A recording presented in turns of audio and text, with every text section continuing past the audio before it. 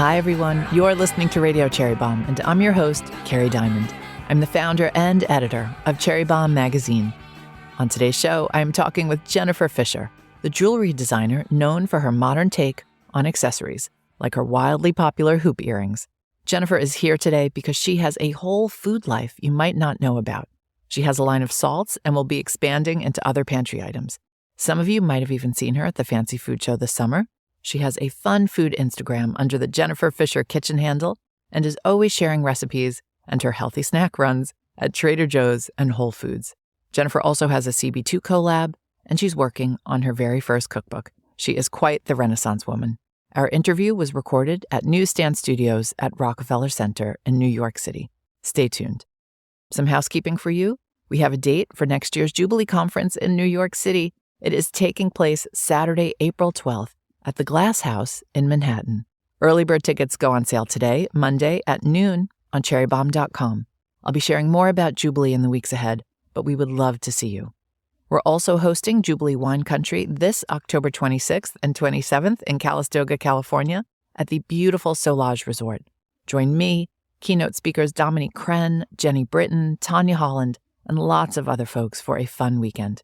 Get tickets and more details at cherrybombe.com. Now, let's check in with Jennifer. Jennifer Fisher, welcome to Radio Cherry Bombe. I am so excited that you are here, especially because you are shooting a cookbook next week, and it's really hard to shoot a cookbook. You're not freaking out? It's weird. I'm kind of not. I've been cooking all of my very basic food on Instagram for my followers and community on Jennifer Fisher Kitchen since COVID, and so a lot of them are done. So we're just testing them. I'm more excited about the creative part of it because we're going through the creative right now, and I'm like, I really don't want it to look like a cookbook. I want it to feel like a fashion book because I'm not a trained chef. I am not trained in nutrition. I don't claim to be a specialist or an expert in anything. I just hack my way through it and make it work for my family. So I'm excited about the creative part of it. I can't wait. I love the idea of it not looking like a cookbook, and that's not a slight, everybody. I have a cookbook. I know a lot of you have cookbooks, but a lot of cookbooks do look the same. And it's so much fun when you get a cookbook that feels really new and fresh. I agree. And I've gone through through the years, I've sort of purged my cookbooks. I'm being very specific about it. Every recipe is going to have a photo. I'm just super specific about the way I like to look at food and the way that I feel inspired to make a recipe. And since my recipes are so simple, I want everything to have a specific photo, and I want it to look like a coffee table book.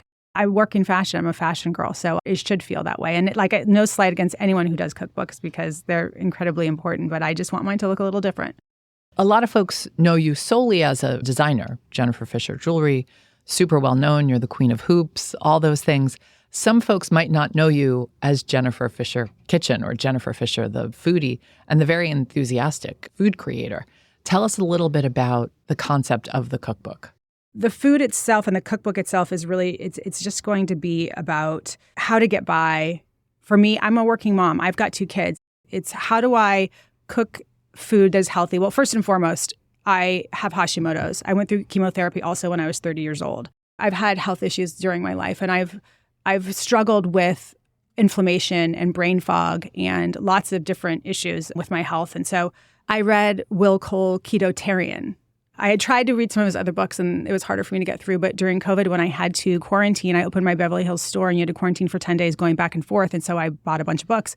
And Ketotarian was one of the books that I was sort of mesmerized by. It was sort of interesting. I always wanted to feel better, and I would look for doctors for nutrition because I was always fighting with my brain fog and my Hashimoto's. But there was something about Will's book that was pretty simple. Remove dairy, seed oils. And it was sort of the first of all of that I had heard about, removing those things from your, I hate saying the word diet, but your, regimen of cooking. It was kind of extraordinary what happened when I made some simple changes. And I never want to call it a diet or a lifestyle, but it's just making better food choices. That's it. Eating cleaner, just reading labels. And that's what this book is going to be about. Also, it's going to be all of my lists because I've done so much research on what to buy. And a lot of people, there's all these programs that sell these lists that I see on Instagram. I'm like, well, I'm just going to put it all in the book and just tell everybody what I think is really good. Because I don't like to gatekeep. I like to tell everybody, what it is.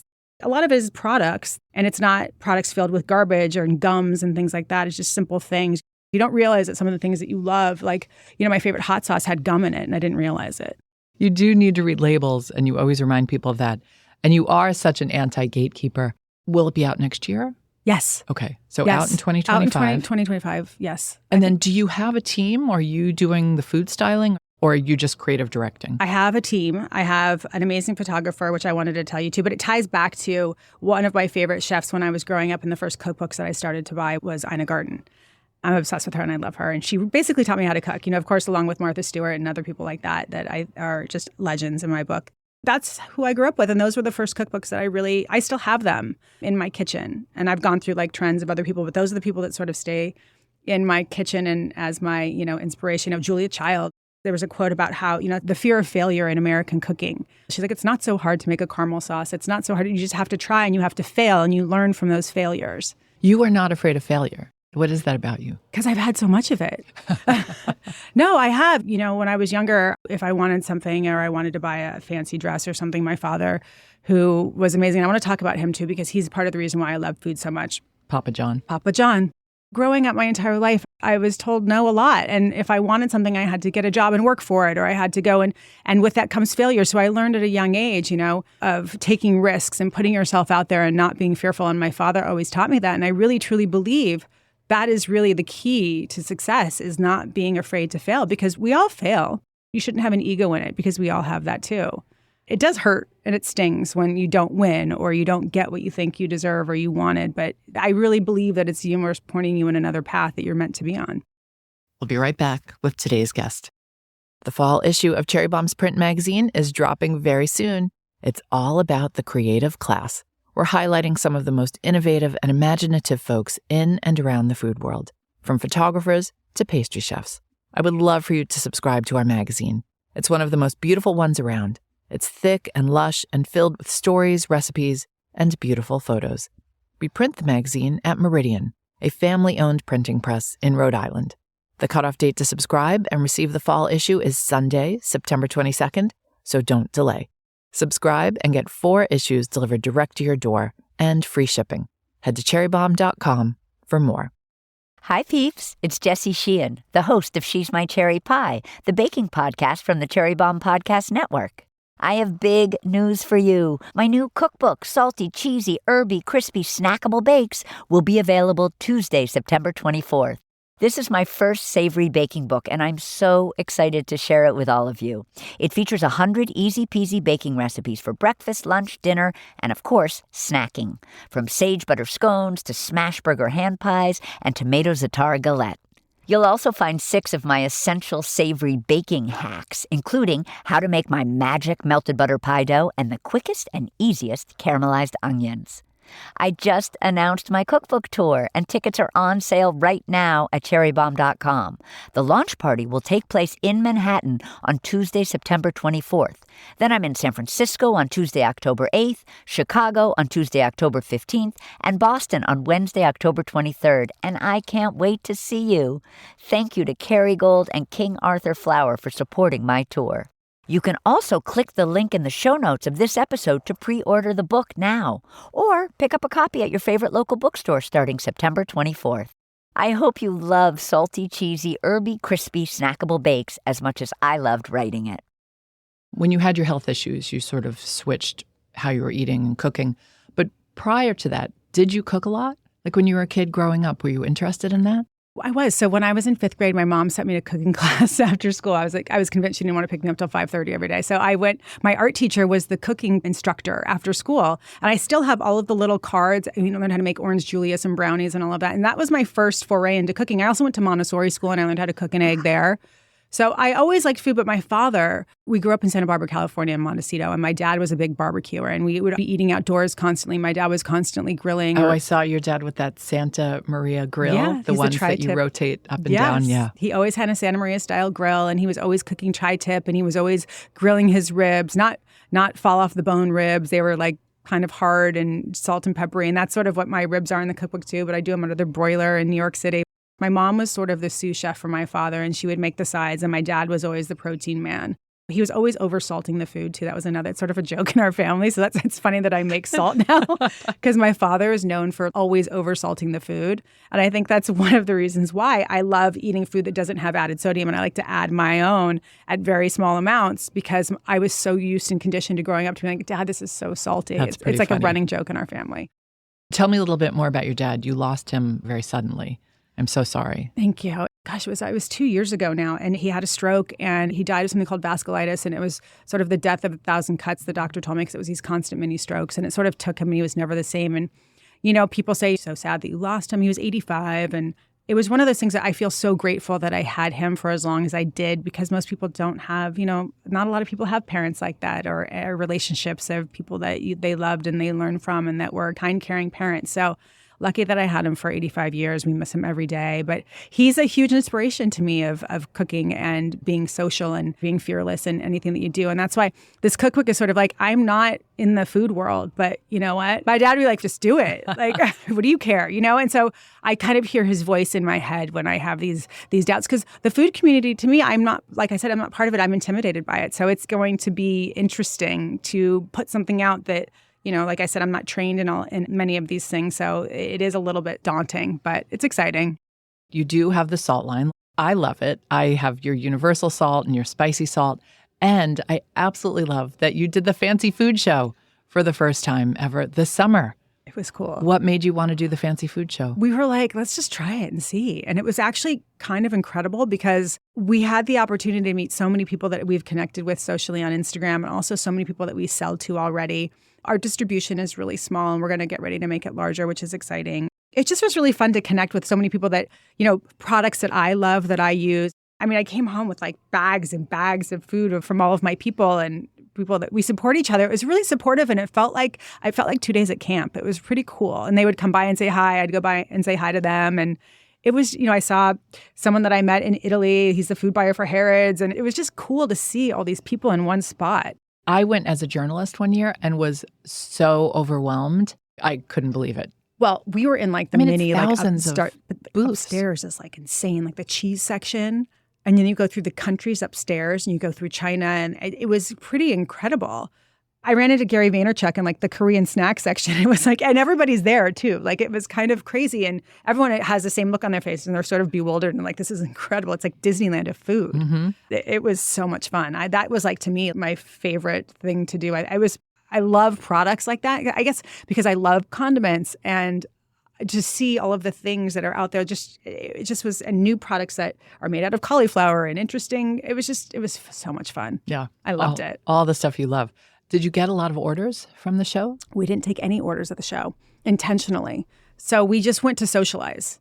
And that was the beauty of it, is we weren't sitting down to write orders with anybody. I've got partners now, and we are going through some testing with FDA for packaging and making sure everything was good and compliant. The salts came about, like you mentioned, in a really genuine way. This wasn't like, I'm going to get into the food world. No. You just start doing this and giving it away for fun. No, but I'm like a consumer of food. I know I love to search, and I'd rather go shop for mustard than a handbag. So I do. I feel like for you, supermarkets are the new Barneys. No, legit, seriously. Like I love a Friday night. I like to go geek out if I can, if I have an hour to go walk around and look for new things. But the salt came literally from me not being able to find, having Hashimoto's. I was going to my endocrinologist. She got me off gluten. Tell us what an endocrinologist is, because I'm not even 100% sure. They check your hormones. They check your bloods to make sure your testosterone levels, your progesterone levels, and all of that stuff. I mean, I started going to her 20 years ago when I moved to New York City. She's incredible. She keeps me level with my Hashimoto's. She got me off the gluten, and with that, she wanted me eating more breakfasts. And so I was cooking eggs in the morning, and I couldn't find anything interesting to put on my eggs. I was like, this is so boring. So what am I going to do? So my father would ship me lemons and avocados from Santa Barbara in these big UPS boxes, and my mom still does to this day. But I never wanted to waste any part of the product, so I would grate the lemon rind, and I'd keep it in like a little bowl with my spices. And so one day I was like, okay, I'm so sick of going to these freaking, I went to every gourmet grocery store you could, trying to find this amazing seasoning for my salt. There's nothing except for hot sauce. I was like, I'm just going to make my own. So I was kosher salt, black pepper, dill, cilantro, crushed red chili pepper flakes. And I was like, I'll throw in my dad's lemon rind. I started putting it on everything. And one day my husband was like, Jen, what are you seasoning this food with? It's really delicious. And I was like, it's that salt concoction in that bowl on the side of the stove. And one day, as one did on Instagram, I put up my egg avocado toast when everyone was posting, and it was really annoying. And I posted it on my jewelry account. Literally, more people were like, well, first of all, you can poach an egg. That's crazy. You can cook. Who knew? That's weird. You're a jewelry designer. Why are you putting that on your jewelry page? And then it was before DMs. It was in the comments. And then someone, said, well, what is that seasoning? And then there's a conversation that sort of started about it. And my friends who were editors reached out to me and were like, hey, what's this salt? Can we write about it? And we're like, okay, now we have to figure out how to package it. So we ended up at Christmas time, we did this gifting to all the editors. And in my PR department, it was literally, because it had a fresh lemon and a fresh avocado in it, a bag of organic chips. We did it was my first spicy version of my salt, which actually was a sriracha salt, which didn't work because it was too hard to dehydrate and it was sticky, but it worked for the gifting. And then a chili oil. It was a huge success and people wanted to write about it. I mean, I literally got like a thank you note from you-know-who at the publisher of all publishers of magazines, like a thank you. Like that was an interesting, thoughtful gift. It wasn't a chocolate bar with your face on it. Thank you for holiday gifting. It was actually something nutritious. I would love a chocolate bar with your face on it. But you know what I mean? Send that to me.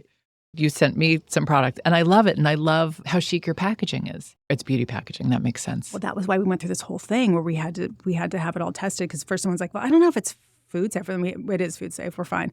But we're going to probably readjust it a little bit. We need to make a shaker, because right now our refill bags are these bags, and I want it to be a shake. My father used to always go to Costco and buy those big mass things of like garlic salt, as he was oversalting the food and all of his stuff. And so I want to do a cool shaker, because a lot of people use so much of it, the little jars are too small. Right. And it is fun. I mean, I like the tactileness of like opening the jar and sprinkling it over my food. But yeah, some people love a salt shaker.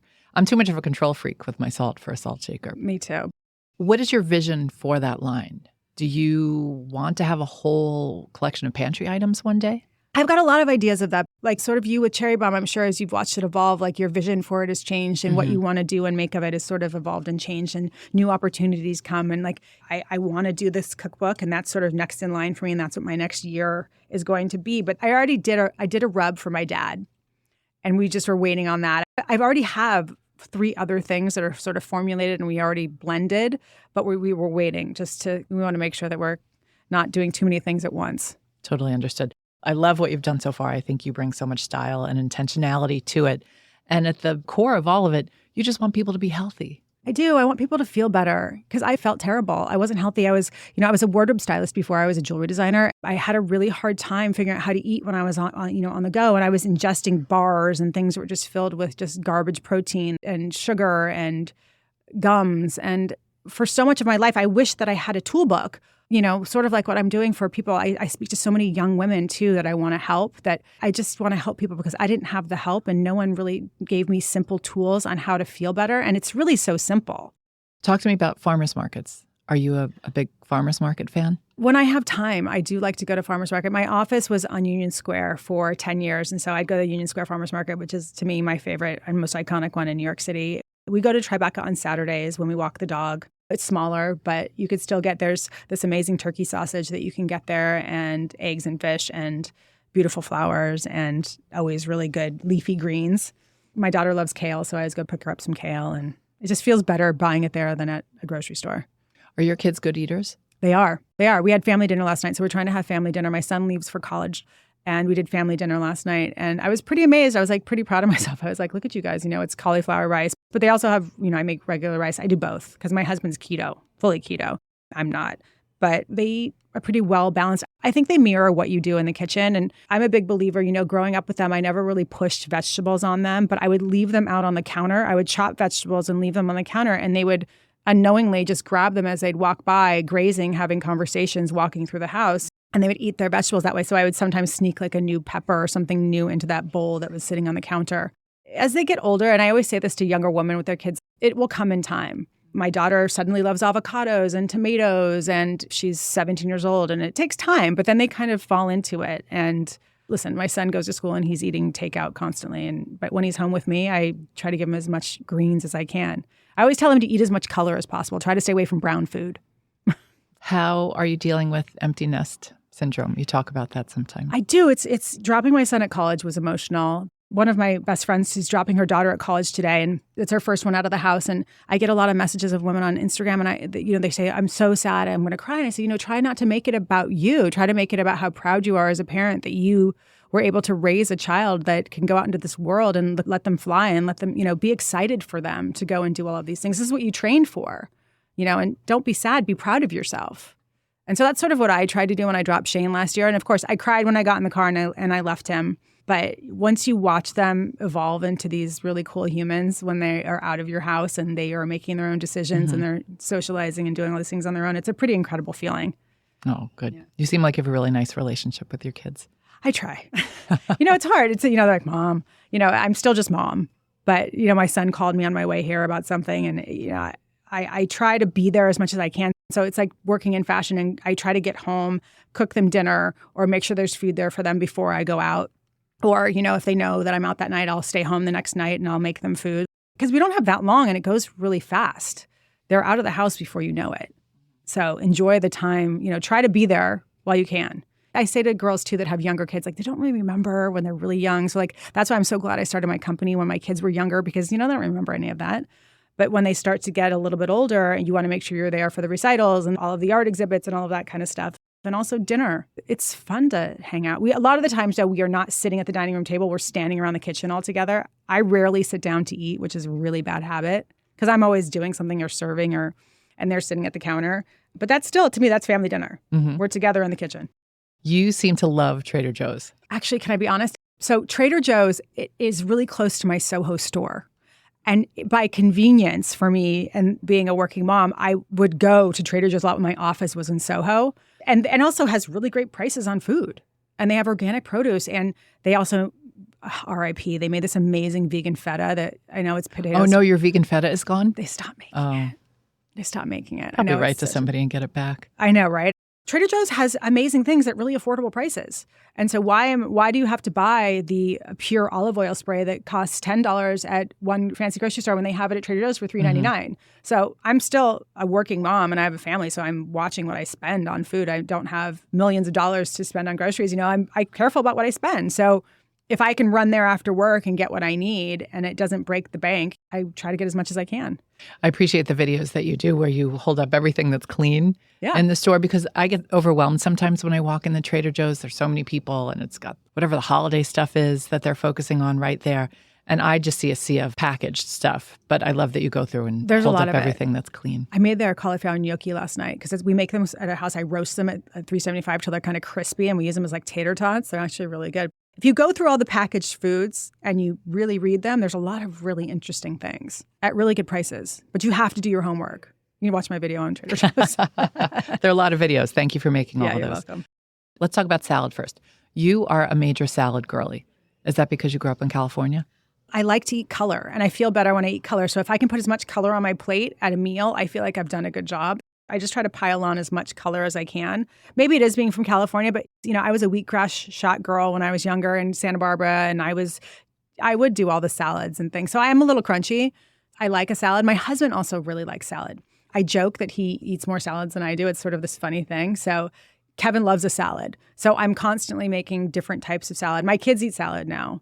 Do you have a salad formula? Like, what's the key to a great salad? You've got to have the crunch. You have to have the brine. So I'll put seeds in salad. I like a little creaminess. So I'll put some form of, for me, vegan cheese, or they'll have dairy cheese. I like a radish in my salad. I love radishes. I love radishes. Did you say brine? You have to have the brine. So I like a little pepperoncini. I like a little cherry pepper. So I also love peppers that are vinegary and have like a bite to it. Next to my condiments, that's my biggest shelf. I think I have every form of pickled everything. Sauerkraut, kimchi, olive, caper. I even have like pickled cauliflower in my refrigerator. I have everything. Got it all. Everything. But I keep it pretty simple on the dressings. I have this like mustard vinaigrette that I always use that I make in vats, like literally this giant vat that I keep in my fridge because we all use it. Yeah, I feel like salads, you keep your gut healthy. They keep everything moving. I feel weird if I don't eat enough greens in salad. I agree. Right? Yeah. A little protein on there, a little shrimp, a little chicken, a little salmon. We talked about avocados. You love avocados. I feel like you would be heartbroken if avocados were not in your life. I would. They're sort of that perfect thing. They're stone fruit. There's something about a creamy avocado that makes everything. You spread it on toast. You put it in your salad. It's always got to be on a sandwich. It is probably the perfect food in my book. Jalapenos. That's in a lot of your recipes. It is. Also red onion. I love a jalapeno. It just gives a little spice and a little fresh spice. I put it in my salads. I put it in my tuna. Your tuna spa salad? What do you call that? My spa tuna. Your spa tuna, yeah. That recipe's on your website if people want to check that out. But that's super interesting. No mayo. I might have a hard time with it, but I'm willing to try it. Tequila. Why is that okay in your book and not other alcohol? Other alcohol's fine. I am better on tequila. I'm not very nice on vodka, I've realized in my older age. I do better on tequila. Additive-free tequila, a little lime, a little jalapeno, of course. It's funny, I'm doing a trunk show and we're doing a bar. And so we're going to do a spicy paloma and a spicy margarita with no sugar in it, obviously. And we're going to rim it with my spicy salt. So, Oh, fun. yeah, we do that. Saffron lattes. Oh, I brought you You one. talk about that a lot. I brought you. Tell me about these. Okay, when I was going through my partnership deal and raising capital, I was really stressed out. And I messaged Will Cole because Will is a telehealth. Your ketotarian friend. Yeah, he's my friend. We're good friends now. And I said, is there anything I can take? Because I'm feeling a little like down and stressed and I don't know what to do. And I'm feeling not good. I'm just super stressed. What do I do? And he's like, you know what? Try this saffron latte. I'm like, what? And he told me about the Fullest. So there's a vitamin you can take, and then there's also a latte that's delicious. It's made with coconut milk. I have a package for you. I brought you one that's a travel one, so you can try it. Thank you. With saffron in it. And he's like, there's benefits to saffron if you're feeling a little down. So I tried it, and I started taking the supplements and drinking the lattes. It got me off my second cup of coffee. And it mellows you out. And so if I'm having kind of a stressful day at work, Nikki Boswick, who's the founder of it, she's really kind. And so she sends me these big bags of it and I keep it at my office. And it's literally just, I have them at meetings during the day and it kind of chills you out. And the company is called The Fullest. Okay. Yes. And they make these great saffron vitamins that I have just when I take my supplements. And then there's the saffron latte. You can make with water. You can drink it cold. And I drink it with almond milk. Do you think people can make their own saffron latte at home? I'm sure you can. Yeah. If you look at the ingredients, I have it's just beautiful saffron from diaspora. You can make it. Yeah, I might try to make my own. But thank you for bringing me that. I was intrigued. Yeah, you can hearing taste the flavor profile of it. And I know you also love matcha. I do love matcha. If I can go and get a vanilla zen at Matchaful, my day is made. The iced vanilla zen. Oh, Matchaful's great. Oh, Female founded. It's such a great company. And also another female-founded company that I want to shout out. So I heard about 16 Mill. She's so cool. And she makes the best chocolate chip cookie. I do know about them. They're in Gowanus. Yes, but she didn't have a place. When I found out about her, I started buying her cookies at Matchaful, and we would take them to Soho, and they would be like our afternoon snack. And they're the most delicious, grain-free, clean chocolate chip cookies in the world. Oh, great. And she's such a sweetheart. Does she still sell them at Matchaful? She does. Okay. But if you want to go visit, she does have a small bakery in Gowanus. Yeah, and I love Matchaful because they make their own nut milks too, so you know that none of the nut milk's there. Because that's why I don't really go anywhere else, because I know that the nut milks there are clean. So I sub for the almond milk there. Okay. Yeah. We've barely talked about your jewelry business. How did it come about? So it's sort of like the food and the salt, like everything in my life. It just sort of happens. I couldn't find what I was looking for. I have a desmoid tumor that I live with, but that's a long story. I went through chemo for that when I was 30. It's just a tumor that we need to watch. It grows from estrogen. So when I wanted to have children, my oncologist said, absolutely not, get a surrogate. We went through surrogacy. It was unsuccessful. I went through IVF. It was unsuccessful. And when I finally got pregnant on my own, that was my son, Shane. They thought it was a high-risk pregnancy. I just had never been pregnant before. And I actually was a perfectly fine, normal pregnancy. And when he was born, people were giving me gifts to represent him. And I had collected charms my entire life because my mom would bring me charms after every trip. And I had a million charms and I wanted to always put them on a necklace. And everyone was like, charms belong on a bracelet. You're crazy. Who's wearing these charm necklaces? So I was like, you know what? I want something to represent him that is meaningful. And I wanted his full name on a piece of jewelry. And I couldn't find it anywhere. So I literally, being a resourceful stylist, I went up to 47th Street and started knocking on doors. And I found someone to make me this very simple dog tag. And it said Shane. And I wore it on a long, heavy gold chain, which no one was really doing at the time. And I would wear it on set when I was a stylist. And it was one of those things where like the grips and the gaffers would come up to me and it was an instant conversation piece because everyone wanted to know what it said. And I would tell the story about my son and blah, blah, blah. And everyone wanted either a different shape for their wife, sister, friend, partner, anyone, or a different color. And so I literally started making them on set for people. And one day I made one for Uma Thurman. And it got delivered the day she was shooting a Glamour magazine cover. And she wore it on the cover of Glamour. That was very helpful. But she had her children's name on it. And it was just different. And people started inquiring about it after that, asking about it, you know. And I started a website selling direct-to-consumer customizable jewelry. Because like literally one day, my husband Kevin came home from work and he worked on Wall Street at the time.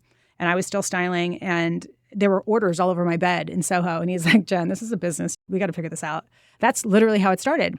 And it evolved over time into having the website, having lots of different chains. We still to this day, that is like the base of my fine jewelry is that I don't think everyone wants to wear the exact same thing that everyone else has on. So let's customize something for you that is yours alone. And so the pieces are customizable. You can mix different shapes and sizes and colors and chains, and you can wear it as a bracelet if you want. We do earrings, we do everything.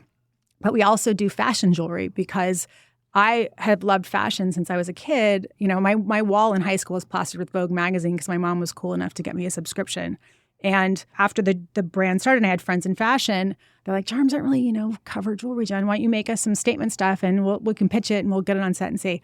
And I started making big pieces of jewelry, but it was costing me like $10,000 to make this stuff. And I was like, this is crazy. There's got to be a better way. I started doing it in brass as a base of brass and plating it in gold. And I was able to be really creative and make more things that were more editorial worthy.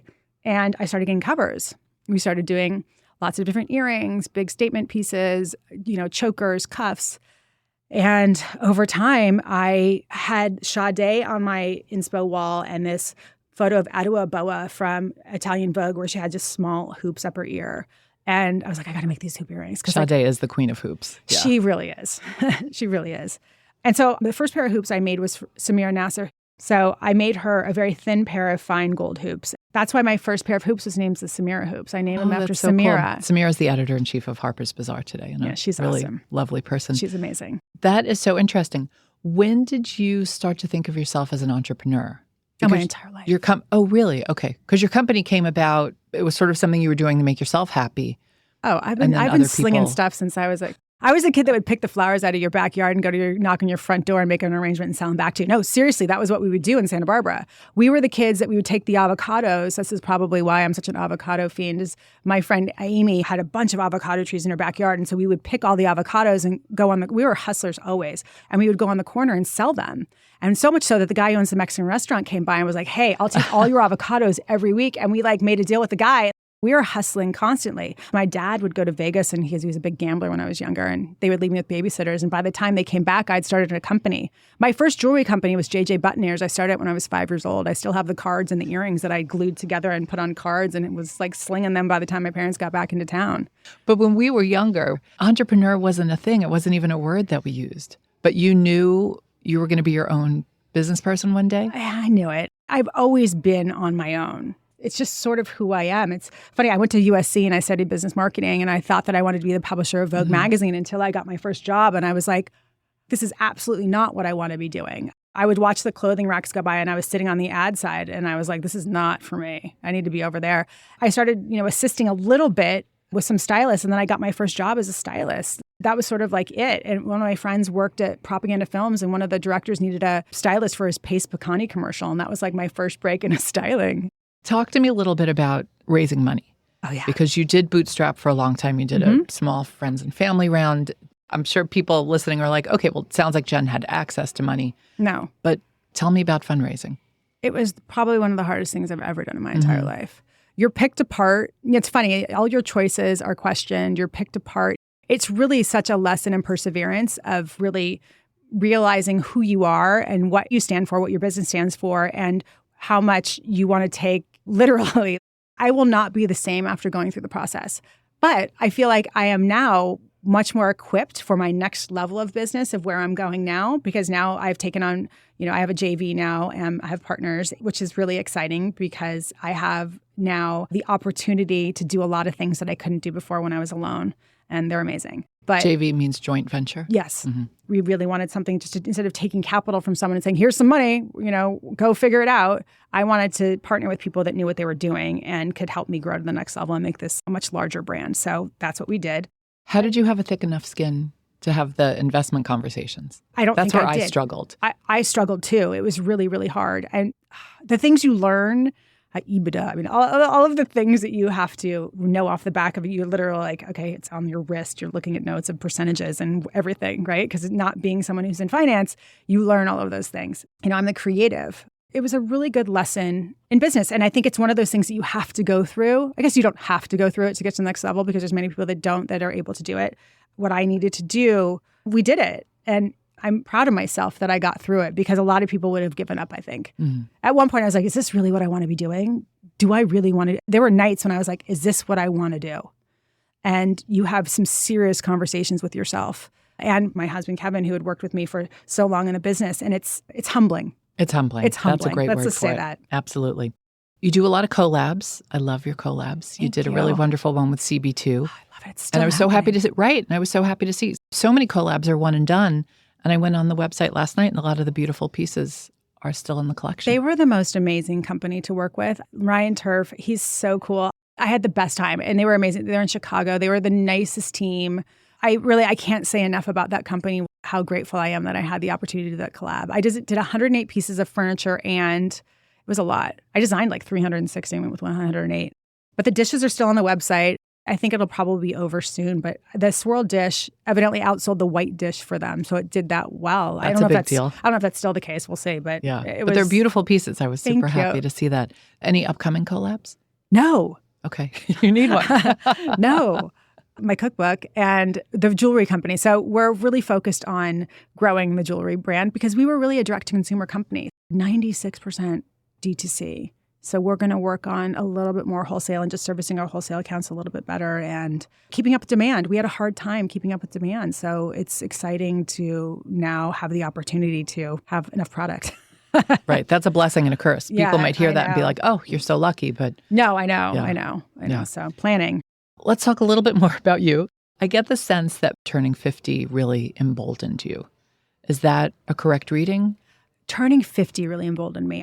I don't live in fear of anything anymore. The insecurities and the things that I think that when you're younger that you have, that when you turn 50, you're like, okay, I don't have time for that anymore. I'm not going to live my life that way anymore. Maybe I'm a little bit less fearful than some people. It is just that intention of like, who cares? Go for it, whatever. And if I fail, we'll try it this way. But I've always sort of been that way. That's how I was taught. And my dad always said, try it again and try it a different way. You learn. That's how you learn. I believe that we don't have a lot of time here and we should make the most out of every day. Like this morning, you set that intention when you wake up for the day. And I try to set my intention for the day. Like, okay, I'm here. I woke up. Okay, that's great. Let's make sure that we make the most of it. Let's do as much as we can in one day. Because people are like, aren't you tired? I'm like, no. Like, I'm excited to do all of these things. When I'm done here, I've got a plan for the day of things that I'm going to do.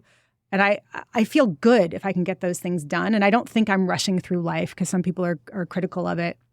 And I don't think that I'm just glazing past certain things. I'm trying to do as much as I can. I find the joy in that. We're lucky to be here to be able to do it.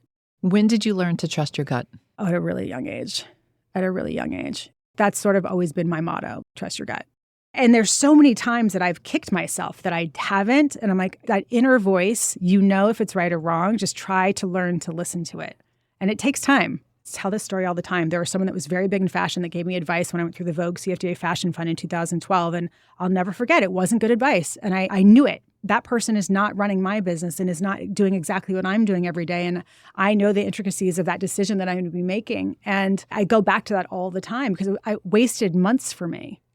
So I think it's important to try to listen to yourself. And if you feel the need to do something that doesn't feel right, try to write it down. And, why am I doing this? What are the reasons why I'm feeling like I have to make this decision or go in that direction?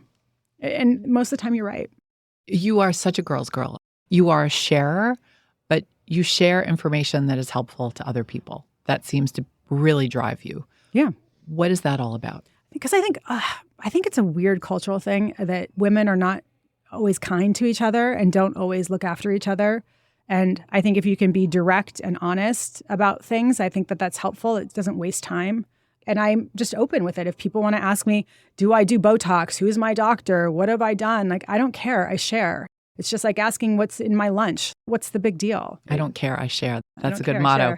You were on Melissa Wood Tepperberg's podcast, and you said it's a huge disservice to other women to lie. It is, because I think so many women, there's that Instagram perfection and, that person doesn't look that way that they looked 5 years ago, but they're saying they just have a special cream. Like, come on. It's all of those things that I just think is just a disservice to other women. Just be honest. What's the big deal? We all make choices about what we put into our bodies. What's the difference with what we do to our bodies? Yeah. We should have that freedom and choice without judgment. Let's do a little speed round. What beverage do you start the day with? Coffee that my husband Kevin makes me and brings it to me. Black coffee? No, I have it with almond milk and coconut sugar and cinnamon. Oh, you do? I do. Okay. I do. I thought I knew everything about you. No, I drink black coffee when I go out because I don't trust the milks in places except for Matcha. So in the morning, I drink coffee with 3 Trees almond milk, coconut sugar, and cinnamon, burlap and barrel. What's always in your fridge? It's probably a lot of stuff, but tell me one thing. Eggs, fresh herbs, cilantro, dill, Italian parsley, and my vegetable drawer is always full. Do you have a favorite cookbook or book on food? I love Amanda Hesser's book that she just did, the New York Times one. Favorite snack food as a kid? So I love dates. And so my mom would have these big bins of dried dates that were sort of dehydrated and they were kind of hard. And I would hide in the kitchen and I would go and close the pantry door and I'd eat the dates. It's a weird story. I've never talked about that before. But it's sort of a weird thing, and I think that's why I love dates so much as an adult. And we both have the same favorite dates. Rancho Meladuco, man, they're so Best. there's nothing like those. Also female founded. Most used kitchen implement. My mandolin. Do you use a glove? No. No. Okay. Now I'm kind of like an old schooler. Let's just see what happens. I'm purposeful and intentional when I use my mandolin, so be very careful. Wear a glove if you are not. Nigella Lawson was on the show. She talked about this sort of like Game of Thrones glove that she uses. I have that. Yeah. My daughter uses that when she uses it, though. What are you streaming today? Oh, gosh. The Bear, Bridgerton. I'm kind of all over the place in what I watch. I watch a lot of like late night diners, drive-ins, and dives. I'll watch Housewives, Sex and the City here and there. I run the gamut of everything. Okay. What's a song that makes you smile? Dua Lipa, Elton John, Cold Heart. Favorite smell? Burnt skin on chicken. I love that smell. Like I make these wings at my house, and so I char them in my broiler, and I love that smell. I love the smell of chili, too, and vanilla, obviously. Dream travel destination? Morocco. I haven't been yet. Oh, you would love it. All right, last question. And I have no idea what your answer is going to be, and I sometimes can guess. If you had to be trapped on a desert island with one food celebrity, who would it be and why? Guy Fieri. I love him. I love him so much. There's something about him that I think he's so cool because I feel like he came onto the food scene and wasn't really supported when he first started. And like, look at him now. I love that. I love that about him. I just want to hang out with him and cook in his. Have you seen his outdoor kitchen that he has in his house? It is insane. He has like, so I'm friends with Mark Murphy, Chef Mark Murphy, and you see all these guys and they get to go to his house. And every time I see Mark, I'm like, just get me to Guy's house. All I want to do is go to his outdoor kitchen and he's got grills. It is literally like the Super Bowl of kitchens that's outside. And I watch him a lot on TV and he's that guy for me. Your whole face lit up so clearly. You are a genuine fan. Yeah, I am. Oh, well, Jen, I'm such a genuine fan of yours. Oh, it means so much that I'm here. Thank you. I just think what you're doing in the food world in terms of publishing Cherry Bombe is it is the end all be all of cool fashion food. Thank you. Everything together. So Thanks. Thank you. Good luck with that cookbook. Thank you. Can't wait to see it. That's it for today's show. Our theme song is by the band Tra La La. Joseph Hazen is the studio engineer for Newsstand Studios. Special thanks to the folks at Good Studio in Brooklyn. Our producers are Catherine Baker and Elizabeth Vogt. Our associate producer is Jenna Sadhu. And our content and partnerships manager is Londyn Crenshaw. Thanks for listening, everybody. You're the bomb.